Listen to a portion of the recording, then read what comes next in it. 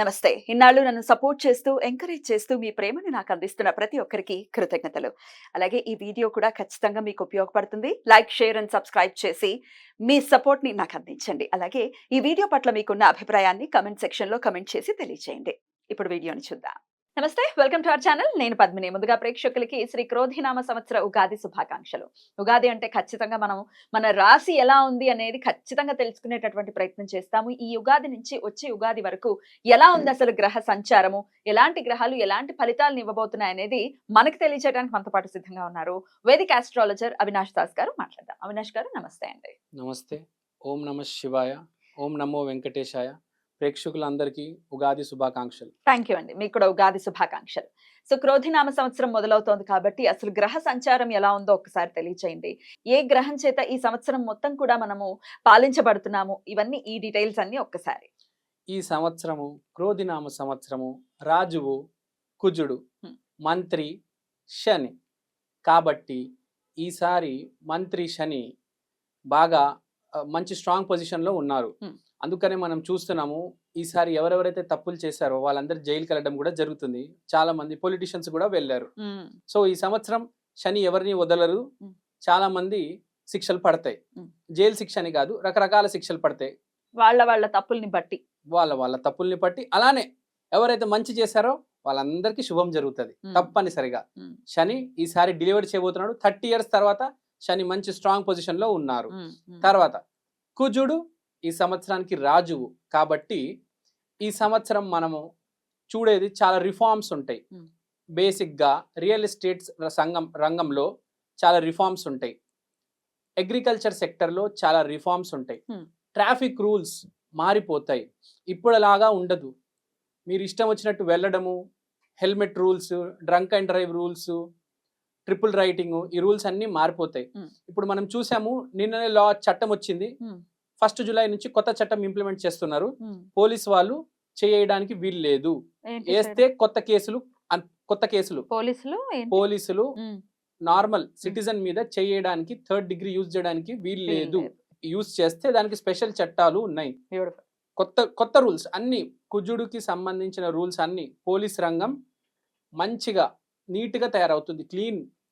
మోదీ గారు ఈ రూల్స్ అన్ని తీసుకురాబోతున్నారు. మనం రియల్ ఎస్టేట్ కూడా చూసుకుంటే ఫ్లాట్ బుక్ అయిన తర్వాత, అడ్వాన్స్ ఇచ్చిన తర్వాత చేతికి ఫ్లాట్ అందడం లేదు.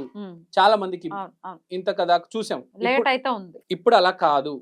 ఇప్పుడు అందరికి చేతికి అందేలా మోడీ గారు ల్యాండ్ రెగ్యులేషన్, ఫ్లాట్ రెగ్యులేషన్ అన్ని మారుస్తున్నారు. కుజుడు కాబట్టి మోడీ గారు చేత చేయిస్తున్నారు. పోలీస్ డిపార్ట్మెంట్ కావచ్చు, రియల్ ఎస్టేట్ కావచ్చు, అగ్రికల్చర్ కూడా ఎంఎస్పి రేటు మనం చూసాము. ఫార్మర్స్ ఎంత గొడవ చేశారు. ఈ అన్నిటికీ solution MSP rate government decide చేస్తుంది. ఫార్మర్స్ బాగుండాలి, మనం బాగుండాలి, ఈ దళార వ్యవస్థ అనేది తగ్గిపోవాలి.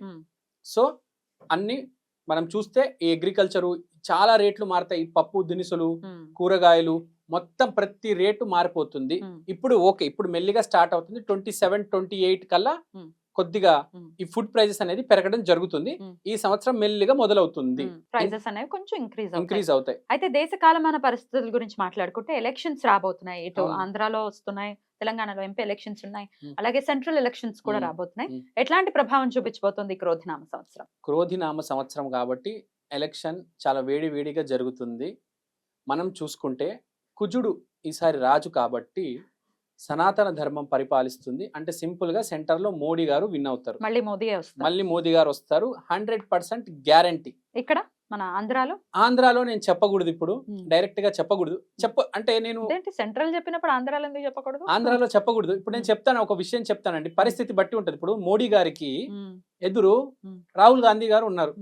అతను పెద్ద, అతని జాతకంలో బలం లేదు. మీరు ఆస్ట్రాలజీ ప్రకారం చెప్పట్లేదు, మనుషుల ప్రకారం చెప్తున్నారా లేకపోతే ఆస్ట్రాలజీ ప్రకారం చెప్తున్నాను. ఆస్ట్రాలజీ ప్రకారమే చెప్పండి. మరి ఇప్పుడు నరేంద్ర మోడీ గారిది అనురాధ నక్షత్రం. అనురాధ నక్షత్రం అంటే స్టార్ ఆఫ్ సక్సెస్. అతని ఎదురుగా రాహుల్ గాంధీ గారు ఉన్నారు. అతని జాతకం చాలా వీక్, అతను నుంచో లేరు. కానీ ఆంధ్రప్రదేశ్ లో పరిస్థితి ఎలా ఉందంటే జగన్ గారి పరిస్థితి బాగుంది. ఇటు పవన్ గారు, టీడీపీ గారి పరిస్థితి కూడా పర్లేదు. వీళ్ళు కొన్ని మంచి పనులు చేస్తే వీళ్ళు రావచ్చు, కానీ ఎక్కువ శాతం జగన్ గారు వచ్చే ఛాన్స్ ఉంది. ఏదైనా నిర్ణయం అనేది జరుగుతుంది. నేనైతే 51% జగన్ గారు అని చెప్తాను, 49% పవన్ కళ్యాణ్ గారు ప్లస్ చంద్రబాబు సరైన దారిలో వెళ్తే వాళ్ళు వస్తారు అని చెప్తాను. సేఫ్ గేమ్ ఆడుతున్నారా? సేఫ్ గేమ్ ఆడట్లేదండి. రైట్. ఎనీవేస్ రాజకీయాల గురించి మాట్లాడుకున్నాం. ల్యాండ్స్ అయితే ఖచ్చితంగా రెగ్యులేషన్స్ జరుగుతూ ఉంటాయి. అటు అగ్రికల్చర్ కావచ్చు, లేకపోతే ఇటు రియల్ ఎస్టేట్ కావచ్చు అని చెప్పి ఉన్నారు. ఇక ఇప్పుడు రాశి వైజ్ గురించి ఒక్కసారి మనం మాట్లాడుకుంటే అవును. కామన్ ఆడియన్స్ కి డెఫినెట్ గా వాళ్ళ రాశులు ఎలా ఉన్నాయి అనేది ఖచ్చితంగా తెలుసుకోవాలని అనుకుంటారు. కాబట్టి ఇప్పుడు రాశి వైజ్ మాట్లాడుకుందాము. మరి మొదలు పెడదామా? మొదలెడదాం. కుంభరాశి వారికి శ్రీ క్రోధినామ సంవత్సరం ఎలా ఉండబోతుంది అవినాష్ గారు? కుంభరాశి వారికి ఈ క్రోధినామ సంవత్సరం చాలా రియలిస్టిక్ గా ఉంటుంది. అంటే ఎందుకంటే సాటర్న్ లగ్నాలో ఉన్నారు కాబట్టి కుంభరాశి అంటే బేసిక్ గా 11వ ఇల్లు, అవును, natural 11th house, gains house. So basic గా వీళ్ళు మంచోళ్ళు. కానీ మనం చూసుకుంటే మంచోళ్ళ చుట్టూ ఎప్పుడు చెడు ఉంటుంది. బేసిక్ గా చాలా మంది మీరు చూసుకుంటే మంచోళ్ళు ఎవరంటే బేసిక్ గా అమాయకులు, మంచి చెడు తెలియని వాళ్ళు. ఏ మనిషి అయినా ప్రాక్టికల్ గా ఉంటాడు, కొంచెం కమర్షియల్ గా ఆలోచిస్తాడు. కానీ అమాయకుడికి ఏమీ తెలియదు మంచి చెడు. దాన్ని అంటారు కదా, తేనె చుట్టే ఈగలన్నీ వస్తాయని. సో ఈ సంవత్సరం కుంభరాశి వారికి మెయిన్ గా, కుంభరాశి వాళ్ళ అమాయకులు అని చెప్పట్లేదు, కుంభరాశిలో ఈసారి మంచి, ప్రతి మనిషికి చుట్టూ మంచి చెడు, ఎవరు నా వాడు ఎవరు బయటవాడు అని తెలుస్తుంది. సో ఈసారి శని లగ్నంలో ఉండడం వల్ల ఏది మంచో ఏది చెడో తెలిసి వస్తుంది. వాళ్ళ ఫ్రెండ్ సర్కిల్ మారుతుంది, వాడి సిచ్యువేషన్స్ మారుతాయి. ఇప్పుడు దాకా టైం పాస్ చేస్తున్న వాళ్ళు పని చేయడం మొదలెడతారు.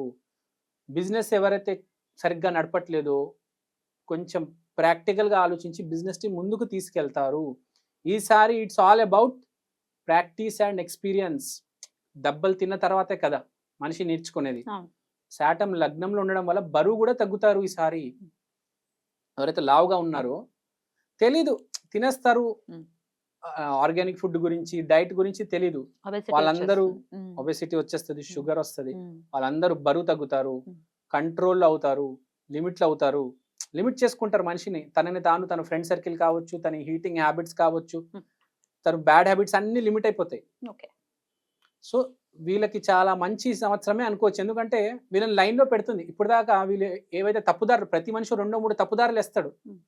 ఒక 10 మంచి దారులలో వెళ్ళినా 2-3 తప్పుదారులు అన్ని శని వేలెత్తి చూపిస్తాడు. చూసుకోరా బాబు, ఈసారి బోర్లా పడతావు, లేకపోతే నేనే పడేస్తాను, నేను పడేస్తాడు, నేర్పిస్తాడు. శని అంటేనే లెక్కల మాస్టర్, లెక్కల మాస్టర్, లెక్కలన్నీ సరి చేస్తాడు. రాహు సెకండ్ లో ఇంట్లో ఉండడం వల్ల ఈఎన్టీ ప్రాబ్లమ్స్ కొద్దిగా రావచ్చు, మళ్ళీ ఆటోమేటిక్ గా సెట్ అయిపోతాయి. కొంచెం జాగ్రత్త ఈఎన్టీతో, అదొకటి. తర్వాత మన గురువు 4వ ఇంట్లో ఉండడం వల్ల ఇంట్లో చాలా హ్యాపీగా ఉంటారు. Good relations with mother. Big size ఇల్లు కొనే వాళ్ళందరూ బిగ్ సైజ్ ఇల్లు కొంటారు. ఎందుకంటే గురువు 4వ ఇంట్లో ఉండడం వల్ల పెద్ద ఇల్లు కొంటారు. అంటే ఎవరి స్థాయిలో వాళ్ళకి కొంచెం కంఫర్టబుల్ గా ఉండే ఇల్లు కొనుక్కుంటారు. తర్వాత గురువు శని ఇద్దరు కలిసి 10th హౌస్ లో ఆస్పెక్ట్ ఉంది కాబట్టి special place in the society and office. వాళ్ళు పనిచేస్తున్న ఆఫీస్లో నేమ్ అండ్ ఫేమ్ వస్తుంది, వాళ్ళ ఫ్రెండ్ సర్కిల్లో నేమ్ అండ్ ఫేమ్ వస్తుంది. కేతు 8వ ఇంట్లో ఉండడం వల్ల మెటర్నల్ గ్రాండ్ పేరెంట్స్. రాహు అంటే పెటర్నల్, కేతు అంటే maternal. So maternal grand parents వాళ్ళు వాళ్ళ సైడ్ కూడా చాలా పేరు వస్తుంది. వాళ్ళ వల్ల కొంచెం హెల్ప్ ఉంటుంది అనమాట. ఈ డెవలప్మెంట్ వీళ్ళు ఎట్లయితే వ్యక్తిత్వ వికాసం జరుగుతుందో, మంచి చెడు ఏదో తెలుస్తుందో, వీళ్ళతో కూడా కనెక్షన్ ఉంటుంది ఈసారి. అండ్ అంటే పెటర్నల్ కన్నా మెటర్నల్తో ఈసారి కొంచెం కనెక్షన్స్ బాగుంటాయి. And Guru and Saturn 10th హౌస్లో ఎస్టాబ్లిష్ చేస్తున్నారు కాబట్టి కెరియర్ స్టార్ట్ అయిపోయింది వీళ్ళది. మెయిన్ స్ట్రీమ్, మెయిన్ కెరియర్ వీళ్ళకి అర్థమైపోతుంది. ఓహో, నేను ఈ దారిలో పడిపోయాను, ఇంకా ఇదే నా జీవితం, ఇంకా దాని మీద డిసైడ్ అవుతారు.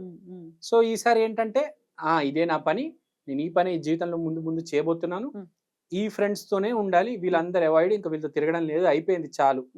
మంచి దారిలో వెళ్తారు, పని కూడా ఫోకస్డ్ గా చేస్తారు, ఏ ఇబ్బంది ఉండదు. మెయిన్ గా మనకి చూసుకుంటే బాగున్న వాళ్ళకి ఎప్పుడు ఏం ప్రాబ్లం ఉండదు. నాకు బాలేదు అనుకుంటారు కదా బేసిక్గా ఈ కుంభరాశిలో వాళ్ళు 90% వాళ్ళే ఉన్నారు, బాగలేని వాళ్ళే ఉంటారు ఏ రాశిలో అయినా. వాళ్ళందరికీ ఈసారి గైడెన్స్ దొరుకుతుంది, కరెక్ట్ దారిలోకి వస్తారు. ఈసారి సాటర్న్ గైడెన్స్ ఇస్తున్నారు.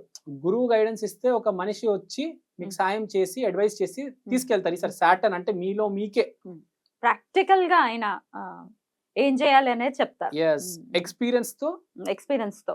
ఇచ్చి చెప్తాడు. Mm. అప్పుడు ఎలుగుతుంది, బ్యూటిఫుల్. ముందుకెళ్తారు. కుంభరాశి వాళ్ళు Mm. నెగిటివ్ లో ఉన్న వాళ్ళందరూ కూడా ముందుకెళ్తారు. చాలా బాగుంది వీళ్ళకి. బ్యూటిఫుల్. బ్యూటిఫుల్. కుంభరాశి వాళ్ళు రెమెడీ చేసుకోవాలంటే Mm. కుంభరాశి వాళ్ళు Mm. ఈసారి Mm. దుర్గమ్మ రెమెడీ చేసుకుంటే చాలా మంచిది. Mm. శ్రీమాత్రే నమః Mm. ఈ మంత్రం జపించండి. Mm. అమ్మవారి మంత్రం ఇది, Mm. బాగా కలిసి వస్తుంది. Mm. దుర్గాదేవి ఎప్పుడైనా కాపాడుతుంది. బ్యూటిఫుల్. ఎంత పర్సెంటేజ్ ఇస్తారు వీళ్ళకి? నేను వీళ్ళకి 95% ఇస్తానండి. Beautiful. Beautiful. 95%, that's a good number. So చాలా చాలా బ్యూటిఫుల్ గా ఉండాలి కుంభరాశి వారికి ఈ క్రోధినామ సంవత్సరం అని మనస్ఫూర్తిగా కోరుకుంటూ ఇక నెక్స్ట్ ఎపిసోడ్ లో ఫైనల్ రాశి మీన రాశి గురించి మాట్లాడుకుందాం. నమస్తే.